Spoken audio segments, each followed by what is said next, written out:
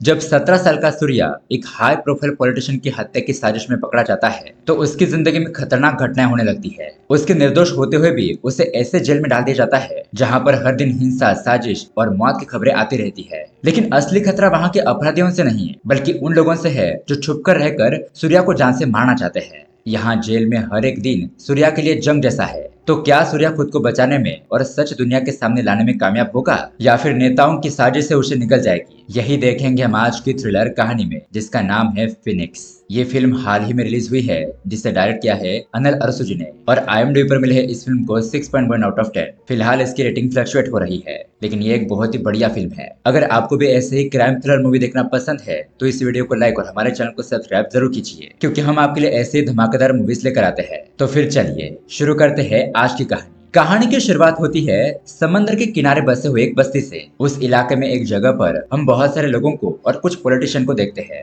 इतने में ही वहाँ पर एंट्री होती है MLA करिगालन की। वो यहाँ पर आकर अपनी कुर्सी पर बैठ जाता है। तो अब इन सब लोगों को देखकर पता चलता है कि यहाँ पर कोई इंपॉर्टेंट मीटिंग रखी गई है। तभी एक आदमी खड़ा होकर कहता है कि आज हमारे बीच में बहुत सारे पॉलिटिशियन मौजूद है और खासकर MLA करिगालन साहब, आप यहाँ पर अपनी समस्या के बारे में उन्हें बता सकते हो। तो तभी अचानक वहाँ पर दो आदमी खड़े हो जाते हैं और कहते हैं कि क्या ये हमारे प्रॉब्लम को सुनेगा? तो बाकी पॉलिटिशियन उससे कहते हैं कि तुम लोग ऐसी बातें क्यों कर रहे हो, थोड़ा शांति से काम लो। तो अपोजिशन पार्टी का नेता काशी कहता है कि अरे वो लोग तो अपनी समस्या बता रहे हैं, उन्हें बताने दो। तो यहाँ पर वो दो बंदे कहते हैं कि हम इस बस्ती में कितने सालों से रह रहे हैं लेकिन यहाँ पर हमारी जमीन को जबरदस्ती छीना जा रहा है, तुम लोग ये काम कब रोकोगे?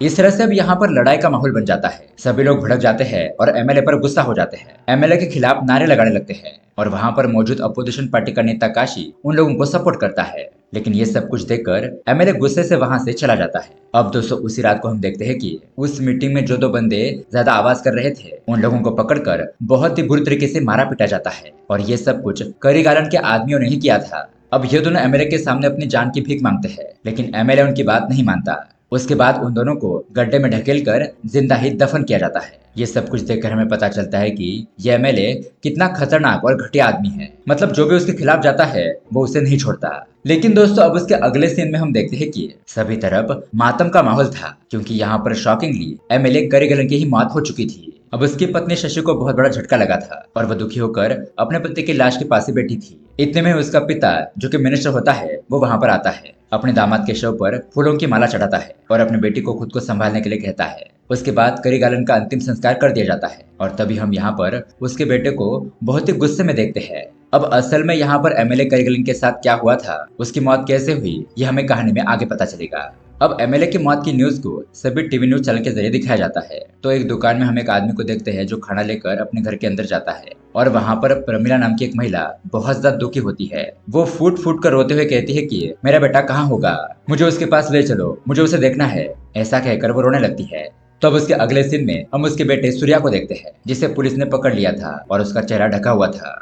अब यहाँ पर उसे कोर्ट में पेश किया जाता है और कोर्ट में वकील साहब कहते हैं कि जज साहब, इस लड़के का नाम है सूर्या, इसने MLA करिगालन का खून कर दिया और वो भी सभी लोगों के बीच में। साथ ही MLA के शरीर पर एक नहीं बल्कि 36 घाव है और ये हादसा तब हुआ जब MLA अंतिम संस्कार करने के लिए गया था। ये तो अच्छा हुआ कि बाकी पुलिस वाले वहाँ पर मौजूद थे जो कि तुरंत ही सूर्या को पकड़कर यहाँ पर ले आए। अब जज साहब सूर्या से पूछते हैं कि क्या ये सब कुछ सच है, तो वो सर हिलाते हुए हाँ कहता है। लेकिन अब यहाँ पर जज कहते हैं कि ये लड़का अभी 17 साल का है इसलिए इसके ऊपर सीधा एक्शन नहीं लिया जा सकता। तुम लोग फिलहाल इसे जेल के अंदर डालकर इस पर निगरानी रखो और ये हत्या क्यों और ये मर्डर कैसे हुआ ये सब कुछ इन्वेस्टिगेशन करके कोर्ट को बताओ। अब उसके बाद हम देखते हैं सूर्या को एक बहुत बड़े और खतरनाक जेल के अंदर डाल दिया जाता है। अब यहाँ पर एक वार्डन और एक ऑफिसर अजय मौजूद होता है। वो उसका चेहरा खोलकर देखते हैं तो सूर्या के चेहरे पर बहुत ही घाव लग चुके थे। वो ऑफिसर उसे तुरंत ही हॉस्पिटल ले जाकर बैंडेज वगैरह करके फिर उसे जेल के अंदर डालने के लिए कहता है। तो वो राजू नाम का बंदा वैसा ही करता है। अब सूर्या को ऐसे जेल में डाल दिया जाता है जहाँ पर 4-5 लड़के पहले से मौजूद थे। अंदर आने के बाद वो लड़के उसे धमकाने लगते हैं, डराने लगते हैं, कहते हैं कि यहाँ पर रहकर हमसे पंगा मत लेना। लेकिन अब सूर्या उन लोगों से कुछ नहीं कहता, वो चुप ही रहता है। या इस तरफ हम कमिश्नर को देखते हैं जो इंस्पेक्टर हरीश को अपने पास बुलाकर उसे MLA के मर्डर केस के बारे में इन्वेस्टिगेशन करने के लिए कहता है क्योंकि कोर्ट ने उन्हें ऐसा आदेश दिया था और ये भी कहा था कि उस लड़के की सेफ्टी का ध्यान रखा जाए। तो इंस्पेक्टर हरीश ठीक है ऐसा कहकर वहां से चला जाता है। यहाँ इस तरफ जेल में हम देखते हैं सभी लड़के खाने की लाइन में खाना लेते हैं और तभी एक लड़का सूर्या की थाली में से सारा खाना छीन लेता है। उसे कहता है कि तू अभी भी यहाँ पर नया आया है, हमारे सामने ज्यादा होशियारी मत दिखाना। अब इतने में ही वहाँ पर गुना भाई और उसके गैंग के लोग आकर खाना खाने लगते हैं, जिन्हें देखकर सभी लोग डर जाते हैं। वो लड़का सूर्या से कहता है कि तुम इन लोगों से पंगा कभी मत लेना, क्योंकि ये गुना भाई इस जेल का डॉन है। अब दोस्तों सूर्या यहाँ पर ये सब कुछ देख रहा था, लेकिन वो चुप था। अब उसके अगले दिन हम देखते हैं इंस्पेक्टर हरीश इस केस की इन्वेस्टिगेशन में लग जाता है। वो पुलिस स्टेशन में सब लोगों को बुलाकर एक एक करके पूछताछ करने लगता है कि ये मर्डर कैसे हुआ, इसमें कौन कौन शामिल है, वो सूर्या नाम का लड़का कैसा है, वगैरह वगैरह। तो अब सब लोग बारी बारी आकर अपना बयान देने लगते हैं। अपोजिशन पार्टी का नेता कहता है कि ये सब कुछ मर्डर तो मैंने अपने आंखों से देखा है, उस लड़के ने सही काम किया, ऐसे घटिया एमएलए का मर जाना ही ठीक है। उसके बाद एमएलए के पार्टी के लोग आकर कहते हैं कि वो लड़का जितना सीधा दिखाई देता है उतना है नहीं, वो बहुत ही खतरनाक है, इसलिए उसे कड़ी से कड़ी सजा मिलनी चाहिए। फिर सूर्या की माँ आती है और कहती है कि मेरा बेटा बहुत ही सीधा साधा है, वो किसी से भी लड़ाई झगड़ा नहीं करता, चाहे तो आप मेरे पड़ोसियों से भी पूछ सकते हो। सर, मेरा बेटा निर्दोष है, आप उसे बचा लीजिए, वरना वो लोग उसे मार डालेंगे। अब उसके बाद एमएलए का बेटा आता है तो हरीश उसे पूछता है कि क्या तुम्हारे पिताजी को मारने की वजह से तुम उस लड़के सूर्या पर गुस्सा हो? तो इस बात पर वो कुछ नहीं कहता। फिर इंस्पेक्टर उससे पूछता है कि उस रात ब्रिज के नीचे क्या हादसा हुआ था, लेकिन इसके बारे में भी वो कुछ नहीं कहता। अब उसके बाद एमएलए की पत्नी शशि वहां पर आती है। वो गुस्से से कहती है कि गुनहगार जेल के अंदर पड़ा है और आप लोग यहाँ पर हमसे पूछताछ कर रहे हो। हरीश कहता है कि मैडम, ये इन्वेस्टिगेशन करने की प्रोसीजर है, सारे गुनाह साबित हो जाने के बाद ही खूनी को सजा दी जाती है। लेकिन एमएलए की पत्नी कहती है कि तब तक मेरे आदमी उस लड़के का क्या करेंगे ये मुझे भी नहीं पता। ऐसा कहकर वो वहां से चली जाती है। अब गाड़ी में जाते वक्त अपने आदमियों से कहती है कि वो लड़का सूर्या बचना नहीं चाहिए, उसे मार डालो। तो उसके अगले दिन एमएलए पार्टी का एक बंदा जेल के उस वार्डन से मिलने के लिए जाता है। वो उसे पैसों के बंडल देता है और कहता है कि उसे सूर्या नाम के लड़के का काम तमाम कर दो। तो वार्डन भी कहता है ठीक है, तुम्हारा काम हो जाएगा, एडवांस में इतने पैसे काफी है, बाकी के पैसे काम हो जाने के बाद तय रखना। अब यहाँ इस तरफ जेल में सूर्या की माँ अपने बेटे से मिलने के लिए आती है। वो अपने बेटे की हालत देखकर बहुत ज्यादा दुखी हो जाती है। सूर्या अपने परिवार के लोगों से कहता है कि माँ का ख्याल रखना, और ये लोग भी उसे कहते हैं कि तुम भी सुरक्षित रहना। अब यहाँ पर मिलने का टाइम खत्म हो जाता है और सूर्या को जेल में जाना पड़ता है। लेकिन जब सूर्या के साथ जो 4-5 लड़के रहते थे वो उस जेल के उनके कमरे में आते हैं तो पहले से वहाँ पर गुना भाई और उसकी गैंग मौजूद थी। वो उन लड़कों को डरा धमका कर वहाँ से भगा देती है और ये लोग भी डर के मारे वहाँ से निकल जाते हैं। इतने में ही सूर्या वहाँ पर आ जाता है और उसके जेल के अंदर जाते ही वहाँ बाहर से वो वार्डन उस गेट को ताला लगा देता है। दरअसल दोस्तों इस वार्डन ने ही गुना भाई को सूर्या को मारने का काम सौंपा था। अब यहाँ पर गुना भाई और उसके लोग अपने हथियार निकालते हैं तो सूर्या भी समझ जाता है कि ये लोग यहाँ पर उसे मारने के लिए आए हैं। तो अगले ही पल यहाँ पर बहुत ही जबरदस्त तरीके से फाइटिंग शुरू हो जाती है। सूर्या एक एक करके उन सभी लोगों का बहुत ही बेहतरीन तरीके से सामना करता है, उन सभी लोगों को मारपीट कर जख्मी कर देता है और आखिरकार गुना भाई को भी घायल करके उसे नीचे गिरा देता है। थोड़ी देर के बाद वार्डन वहां पर आता है और उसे लग रहा था कि सूर्या का काम तमाम हो गया होगा, लेकिन वहां का नजारा देखकर वो तो शॉक रह जाता है। अब जेल में मौजूद बाकी भी लोग वहां पर आते हैं और गुना भाई और उसके बंदों को वहां पर जख्मी देखकर वो भी पूरी तरीके से शॉक रह जाते हैं, क्योंकि आज तक गुना भाई के खिलाफ जाने की किसी ने हिम्मत नहीं की थी। और अब तब उन्हें पता चलता है कि सूर्या नाम का लड़का कोई आम लड़का नहीं बल्कि यह असली फाइटर है, उससे पंगा लेना ठीक नहीं होगा। यहाँ इस तरफ एमएलए के घर पर मिनिस्टर अपनी बेटी से कहता है कि दामाद जी के मरने के बाद सभी लोग उनकी पोजीशन हड़पने के लिए तैयार है, लेकिन हम ऐसा होने नहीं देंगे, इसलिए अगले इलेक्शन में तुम उनकी जगह पर खड़े हो जाना। अब पहले तो यहाँ पर शशि मना करने लगती है, लेकिन उसके पिता के फोर्स करने पर वो इलेक्शन लड़ने के लिए तैयार हो जाती है। फिर मिनिस्टर वहां से जाते हुए कहता है कि कैसे भी करके उस लड़के को इलेक्शन से पहले मार दो। तो यहाँ पर शशि अपने आदमियों से पूछती है कि उस लड़के का क्या हुआ, तो वो लोग कुछ नहीं कहते, जिससे कि शशि उनके ऊपर भड़क जाती है और कहती है कैसे भी करके उस सूर्या को मार डालो, वरना मैं तुम्हें मार दूंगी। अब यहाँ इस तरफ हम जेल में देखते हैं सभी लोग सूर्या की रिस्पेक्ट करने लगते हैं, उसे एक्स्ट्रा का खाना देते हैं, उसके दोस्त बन जाते हैं। लेकिन यहाँ इस तरफ एमएलए के कुछ लोग राजकुट्टन नाम के एक आदमी से मिलते हैं और उसे सूर्या को मारने की सुपारी देते हैं। राजकुट्टन कहता है कि मेरे पास ऐसे खूंखार लड़के हैं जो किसी को भी बहुत ही बेरहमी से मार देते हैं, तुम चिंता मत करो, कुछ ही दिनों में उस लड़के का काम तमाम हो जाएगा। तो उसके बाद हम राजकुट्टन की गैंग को देखते हैं और सच में दोस्तों ये सभी गुंडे बहुत ही खूंखार थे, इतने खतरनाक तरीके से लोगों को मारते थे कि अगर कोई भी ये देखेगा तो उसकी रूह कांप जाएगी। तो राजकुट्टन उन्हें सूर्या का फोटो दिखाकर काम समझा देता है, लेकिन अब उन्हें जेल के अंदर जाने के लिए कोई ना कोई क्राइम करना पड़ेगा। तो ये लोग अपोजिशन पार्टी के नेता काशी भाई के घर पर जाते हैं और उसे बहुत ही बेरहमी से मार देते हैं। उसका सर काटकर ये लोग सीधा पुलिस स्टेशन में पहुंचते हैं और ये देखकर वो पुलिस भी काफी ज्यादा डर जाता है। अब उसके अगले सीन में हम देखते हैं पुलिस ऑफिसर उन लड़कों को कोर्ट में पेश करते हैं। तो जज उन्हें कहते हैं कि इन्हें जेल के अंदर डाल दो, लेकिन दोस्तों उन्हें तो यही चाहिए था। अब जेल के अंदर आते ही ये लोग सीधा सूर्या को ढूंढने लगते हैं। एक लड़के को मारपीट कर सूर्या के बारे में पूछने लगते हैं, तो वो लड़का उन लोगों को सूर्या के पास ले जाता है। यहाँ हम सूर्या को देखते हैं जो कि कपड़े धो रहा था। अब ये लोग सूर्या की तरफ बढ़ने लगते हैं तो सूर्या समझ जाता है ये भी लोग उसे मारने के लिए ही आए हैं। तो वो वहां पर एक बाल्टी लेकर तैयार हो जाता है और तुरंत ही जोर से उन लोगों पर हमला कर देता है। उन लोगों में किसी का सर फोड़ देता है तो किसी के हाथ पैर तोड़ देता है। लेकिन वो लोग बहुत ज्यादा होने की वजह से सूर्या के ऊपर भारी पड़ रहे थे, लेकिन फिर भी सूर्या हार नहीं मानता। वो उन लोगों को एक एक करके बहुत ही जख्मी कर देता है। अब दोस्तों सूर्या के पास फाइटिंग स्किल कैसे आई ये हमें कहानी में थोड़ी देर में पता चलेगा। खैर, अब जो लोग सूर्या को मारने के लिए आए थे उनके पास बहुत ही खतरनाक हथियार थे, लेकिन फिर भी सूर्या अकेला ही उनके खिलाफ शेर की तरह लड़ रहा था। और वहां पर मौजूद सभी लोग ये सब कुछ देखकर दंग रह जाते हैं। वो तो डर के मारे ये सब कुछ देख रहे थे कि एक अकेला लड़का इतने सारे लोगों पर कैसे भारी पड़ रहा है। अब यहाँ पर सूर्या उन सभी लोगों को अच्छी तरीके से मारपीट कर उन्हें बेहोश कर देता है और आखिरकार उनके लीडर के भी पेट में चाकू घुसाकर उसे भी मार देता है। अब तब तक की लड़ाई की बात पुलिस तक पहुंच गई थी, इसलिए वो तुरंत ही वहां पर आ जाते हैं और इन लोगों को रोकने लगते हैं। तभी वहां पर जो हथियार नीचे गिरे थे, जेल में मौजूद कुछ लड़के उन हथियारों को छुपा लेते हैं। उसके बाद पुलिस घायल लड़कों को तुरंत ही हॉस्पिटल ले जाती है। लेकिन यहाँ पर इस बार ऑफिसर अजय वार्डन को बहुत बुरी तरीके से डांटता है। कहता है कि यहाँ पर लड़ाई झगड़ा बार बार क्यों हो रहा है, मुझे तो लगता है कि इसके पीछे तुम्हारा ही हाथ है। अगर आइंदा से ऐसा कुछ हुआ तो मैं तुम्हें नौकरी से निकाल दूंगा। यहाँ दूसरी तरफ इंस्पेक्टर हरीश हॉस्पिटल पहुंचता है, लेकिन अभी तक सूर्या को होश नहीं आया था और वहां पर बाकी के लड़के भी बहुत ही बुरी हालत में जख्मी पड़े थे। ये सब कुछ देखकर वो तो हैरान ही रह जाता है कि अकेले सूर्या ने इतने सारे लड़कों को ढेर कर दिया। यहाँ इस तरफ वार्डन एमएलए के आदमी को कॉल करके बताता है कि सूर्या को मारने का काम मुझसे नहीं होगा, तुम लोग जिसे भी भेज रहे हो सूर्या उन लोगों को मार रहा है। अब ये काम करते हुए मैं भी फंस सकता हूँ, इसलिए मुझे माफ कर दो, मैं ये काम नहीं कर सकता। ऐसा कहकर फोन कट कर देता है। अब यहाँ हॉस्पिटल में सूर्या की माँ अपने बेटे को देखने के लिए आती है, लेकिन वो राजू उन्हें मिलने नहीं देता, इसलिए वो बाहर जाकर इंतजार करते हुए बैठ जाती है। अब उसी हॉस्पिटल के वॉशरूम में वो वार्डन एमएलए के आदमियों को फिर से कॉल करता है। कहता है कि सूर्या को यहाँ से सीधा कोर्ट ले जाया जाएगा और अगर तुम लोग उसे मारना चाहते हो तो तुम्हारे पास यही आखिरी मौका है। तो उस बाथरूम में राजू पहले से मौजूद था जो ये सारी बातें सुन लेता है और जब वहां से सूर्या को ले जाया जा रहा था तो वो सूर्या को बता देता है कि तुम्हारे ऊपर हमला होने वाला है। उसके बाद हम देखते हैं सूर्या को कोर्ट में पेश किया जाता है। तो यहाँ पर जज पुलिस को फटकारते हुए कहता है कि जेल में यह लड़ाई का हादसा पुलिस की गैर जिम्मेदारी की वजह से हुआ है। पुलिस के रहते जेल में इससे लड़ाई कैसे हुई, इतनी खूंखार तरीके से मारपीट तो होनी ही नहीं चाहिए थी। अब उसके बाद जज सूर्या और उन बाकी के लड़कों को अलग अलग जेल में डालने का आदेश दे देते हैं और सूर्या की पूरी सेफ्टी की जिम्मेदारी पुलिस के ऊपर सौंप देते हैं। अब उसके बाद यहाँ पर सूर्या को उस राजू ने पहले ही बता दिया था कि उसके ऊपर हमला होने वाला है और ये बात सच हो जाती है। जब सूर्या को कोर्ट में से जेल में ले जाया जा रहा होता है तभी उसके ऊपर कोई जानलेवा हमला करता है। कुछ लोग उसके ऊपर आग के गोले बरसाने लगते हैं, तो इस जगह पर बहुत ज्यादा हड़कंप मच जाता है। इस हादसे में बहुत सारे लोग जख्मी भी होते हैं। पुलिस भी सूर्या को बचा नहीं पाती, लेकिन जैसे तैसे करके सूर्या अपने आप को बचा लेता है। अब उसके अगले सीन में हम सूर्या को पुलिस स्टेशन में ही देखते हैं। वहां पर इंस्पेक्टर हरीश आता है और सूर्या से कहता है कि तुम्हें यहाँ से भागने का बहुत ही बढ़िया मौका था, तो फिर तुम यहाँ से क्यों नहीं गए? देखा ना, वो लोग तुम्हें मार सकते थे। मुझे ये बताओ तुमने ऐसा क्या किया है जो वो लोग तुम्हारे पीछे पड़े हैं?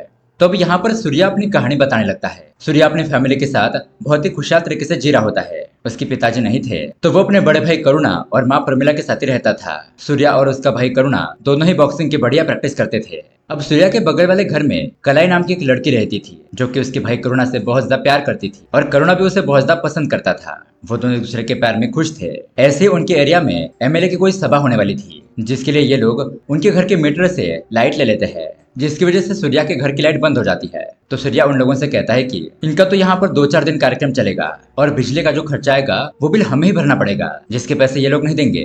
तो अब एमएलए के आदमी उसके ऊपर गुस्सा होने लगते हैं। तभी सूर्या का भाई वहां पर आकर मामले को संभाल लेता है। कहता है कि बच्चा छोटा है, उसे छोड़ दो। अब उसके बाद रात हो जाती है और एमएलए की पार्टी का प्रोग्राम शुरू हो जाता है। थोड़ी देर में वहां पर सूर्या और उसका भाई आ जाते हैं। तो उन लोगों का घर थोड़ा आगे था, लेकिन इस पॉलिटिकल पार्टी की वजह से बहुत ज्यादा भीड़ हो गई थी। सूर्या उन लोगों से कहता है कि हमें थोड़ी सी जगह दीजिए, हम यहाँ साइड से आगे निकल जाएंगे। लेकिन वो लोग उन्हें धमकाते हुए कहते हैं कि क्या तुम लोगों को दिखाई नहीं दे रहा है? देखो यहाँ पर बहुत बड़ी इंपॉर्टेंट मीटिंग चल रही है, तुम लोग चले जाओ यहाँ से। अब यहाँ पर एमएलए स्टेज पर भाषण देते हुए कहता है कि हर साल की तरह इस साल भी बॉक्सिंग कंपटीशन होगा, लेकिन इस साल इस कंपटीशन में जीतने वाले को 2 लाख रुपए का प्राइज और एक कंपनी में परमानेंट जॉब मिलेगी। ये अनाउंसमेंट सुनकर वहां पर मौजूद सभी लोग तालियां बजाने लगते हैं और वहां पर ये बात सूर्या और उसका भाई करुणा भी सुन लेते हैं। अब ये दोनों भाई तो पहले से बॉक्सिंग की प्रैक्टिस करते थे, इसीलिए वो बहुत ज्यादा खुश हो जाते हैं कि अब वो दोनों ही इस कंपटीशन में पार्टिसिपेट करेंगे ताकि उन्हें वो प्राइज मनी और वो जॉब मिल सके। इस तरह से वो खुश होकर वहां से चले जाते हैं। लेकिन दोस्तों यहाँ पर बात ये थी कि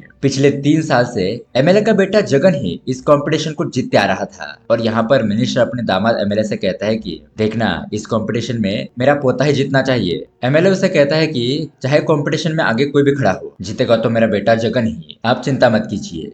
अब दोस्तों उसके अगले दिन हम देखते हैं करुणा और उसकी गर्लफ्रेंड यहाँ बीच में टहलने के लिए आते हैं। लेकिन तभी वहाँ पर उन दोनों को कलई का भाई देख लेता है। वो यहाँ पर अपनी बहन को डांटने लगता है कि तुम इस करुणा के साथ क्या कर रही हो। तो यहाँ पर उसे उन दोनों के प्यार के बारे में पता चल जाता है। अब उसका भाई करुणा को बिल्कुल भी पसंद नहीं करता था, इसलिए वो तुरंत ही घर जाकर ये बात बता देता है। अब दोनों ही परिवार के लोग आपस में बैठकर इस बात पर बात करने लगते हैं। कलई अपने माता पिता से कहती है कि करुणा एक बहुत ही अच्छा लड़का है और मैं उससे प्यार करती हूँ। करुणा की माँ कहती है कि बचपन से ये दोनों एक साथ ही बड़े हुए हैं और आप लोगों ने तो मेरे बेटे को देखा है, उसे कोई भी गलत आदत नहीं है और वो एक अच्छा लड़का है। लेकिन अब यहाँ पर कलई के पिताजी कहते हैं कि ये दोनों एक दूसरे से प्यार करते हैं, वो बात तो ठीक है, लेकिन करुणा के पास कोई भी जॉब नहीं है, तो शादी के बाद ये दोनों अपना खर्चा कैसे उठाएंगे। तभी सूर्या कहता है कि एमएलए बॉक्सिंग का कंपटीशन करवाने वाला है और उसने उसमें 2 लाख का प्राइज और परमानेंट जॉब देने का वादा किया है। मेरा भाई करुणा वो कंपटीशन जीतेगा और उसे जॉब भी मिलेगी। तो ये बात सुनकर सभी लोग खुश हो जाते हैं। कलई के पिताजी कहते हैं कि अगर करुणा ये कंपटीशन जीत जाएगा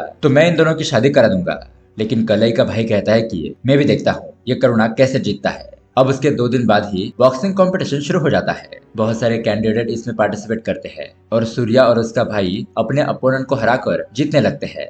अब तीसरे राउंड में सूर्या को बुलाया जाता है, लेकिन सूर्या यहाँ पर ड्रेसिंग रूम में ही बैठा था। उसका कोच वहाँ पर आकर उसे कहता है कि तुम यहाँ पर क्या कर रहे हो, चलो तुम्हारा मैच है। सूर्या कहता है कि मैं इस कंपटीशन में आगे नहीं जा सकता, आगे की फाइट मेरा भाई लड़ेगा, क्योंकि उसके लिए ये मैच बहुत ही इंपॉर्टेंट है। अब सूर्या के टाइम पर ना पहुंचने की वजह से वो कंपटीशन से बाहर हो जाता है। और अब यहाँ पर आखिर में करुणा और एमएलए के बेटे जगन के बीच में फाइट शुरू हो जाती है। ये फाइट बहुत ही जबरदस्त होती है। दोनों ही खिलाड़ी टक्कर के थे, ये एक दूसरे से बहुत ही टफ तरीके से लड़ने लगते हैं और दोनों ही बराबर घायल हो जाते हैं। लेकिन अब यहाँ पर एमएलए अपने बेटे को हारता हुआ देखकर अपने आदमियों को इशारा करता है। तो उसके आदमी करुणा के पास जाकर कहते हैं कि तुम लोग ये मैच हार जाओ, इसके लिए हम तुम्हें पैसे देंगे। लेकिन सूर्या और करुणा उनकी ये बात नहीं मानते।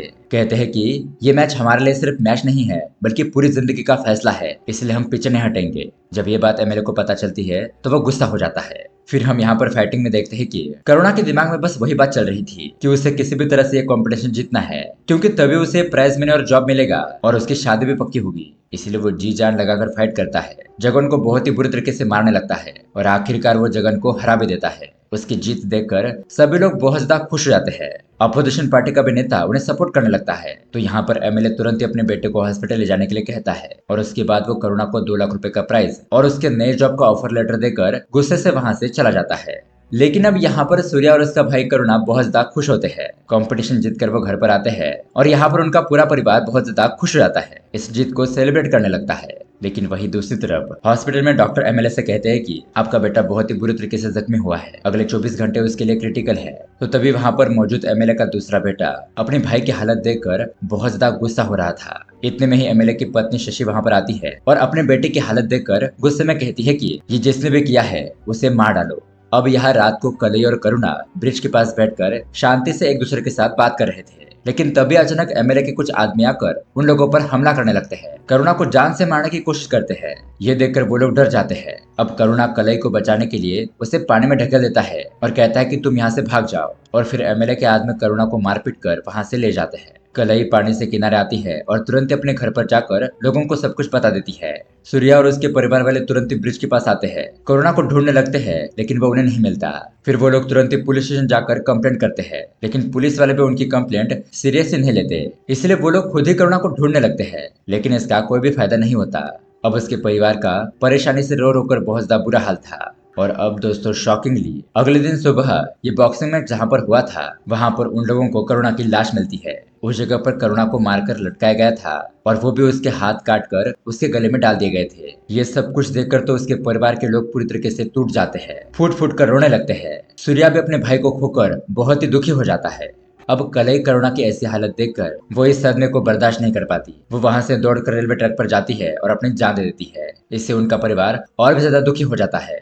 अब उसके अगले सीन में हम देखते हैं कि सूर्या का परिवार करुणा का अंतिम संस्कार कर रहा होता है। तो तभी वहां पर एमएलए करुणा को हार पहनाने के लिए आता है। कहता है कि अभी कल ही मैंने इसे ट्रॉफी देकर सम्मानित किया था, लेकिन आज बेचारे की मौत हो गई, भगवान उसकी आत्मा को शांति दे। ऐसा कहकर वो वहां से जाने लगता है। लेकिन सूर्या और उसके परिवार वाले उस एमएलए को देखकर बहुत ज्यादा गुस्सा हो रहे थे, क्योंकि कहीं ना कहीं उन्हें पता था कि एमएलए ने ही उनके बेटे करुणा को मारा है। तो अब यह सब कुछ देखकर सूर्या को बहुत ज्यादा गुस्सा आता है और वो साइड में रखा हुआ एक हथियार लेकर तुरंत ही एमएलए के पास पहुंचता है। उसके ऊपर बहुत ही बेरहमी से बार बार घाव करता है और उसे जान से ही मार देता है। अब वहां पर मौजूद सभी लोग सूर्या को मारने के लिए आते हैं, लेकिन सूर्या उन सभी लोगों को भी घायल कर देता है। तो वहां पर जो पुलिस मौजूद थी वो लोग सूर्या के ऊपर कपड़ा डालकर उसे पकड़ लेते हैं, यानी कि जैसे तैसे करके सूर्या उनकी पकड़ में आता है और उसके बाद उसे कोर्ट में पेश किया गया था। और फिर दोस्तों जेल में क्या हुआ ये तो हमें पता ही है। सूर्या को वहां पर मारने की कोशिश हुई थी। अब यहाँ पर सूर्या की कहानी सुनने के बाद इंस्पेक्टर हरीश और जेल में मौजूद बाकी के कैदी उन लोगों को सूर्या के लिए बुरा लगता है कि उनके परिवार के साथ बहुत ही गलत हुआ।